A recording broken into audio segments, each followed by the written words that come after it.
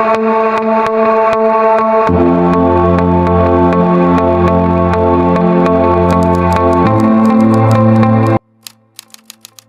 of guys, we're very task oriented. We're very sort of shoulder to shoulder, big hugs on the sporting field. But when it comes to talking about how we feel and really being vulnerable, it's not something that we're very, very good at.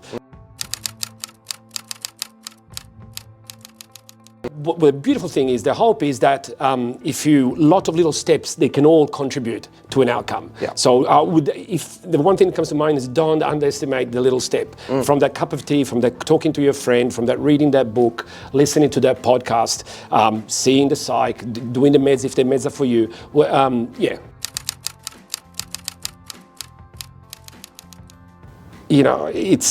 Mental health is so individual that, I suppose resist the temptation to say, oh, well, I experienced this, I understand how you're feeling. It's more the humanity, that shared space. I think that's fundamental. And then, to wrap it up, explore what the person might need. But I find it particularly powerful if you can slot in the word we. So what can we do to create a team, or what can we as a group do? If there's more people involved, it depends. But that powerful we, I think, speaks to us as social animals, as needing connection, as being seen and mattering. And they're not in it alone. That's right. Again, it comes back to that, I guess, that support angle of it as well. I think one of the ones in there that's difficult as well is around that encouraging action. So knowing how to kind of push someone in the right direction. I guess it's obviously you want them to kind of lead that potentially, but is there any advice in terms of getting people maybe into healthier habits, or things that are going to help them with their mental health issues?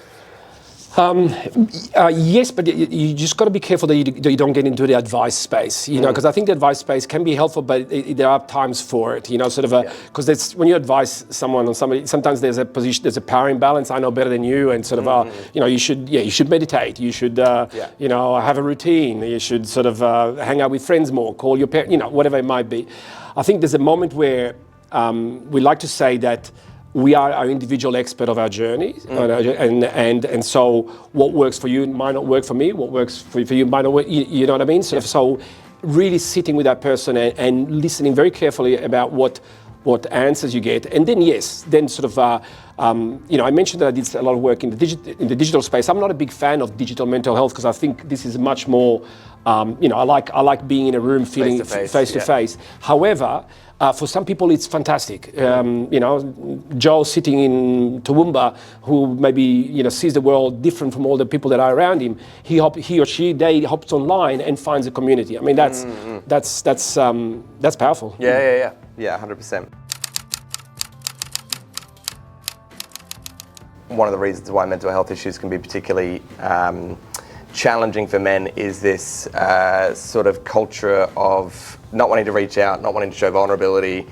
We talked about just before around the difference in generations. So I'm sure everyone's experienced here, like your grandparents even compared to your parents in terms of how much they would talk about their mental health is quite staggering, and then even more so for younger generations.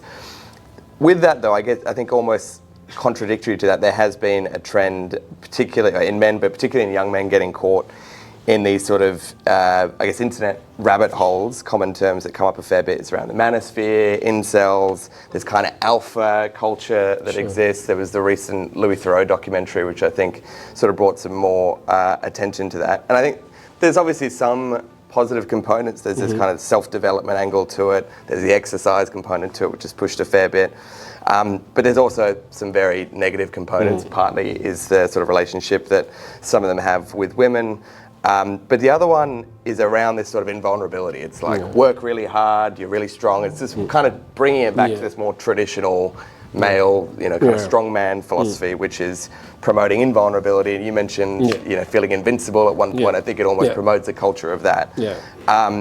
I'm sure everyone here would know someone, whether it be a family member or just someone in their life who may be slipping into that world and potentially seeing some of the unhealthy sort of attitudes that might come along with it. I guess how would you approach and engage with people who are getting kind of swept up in that?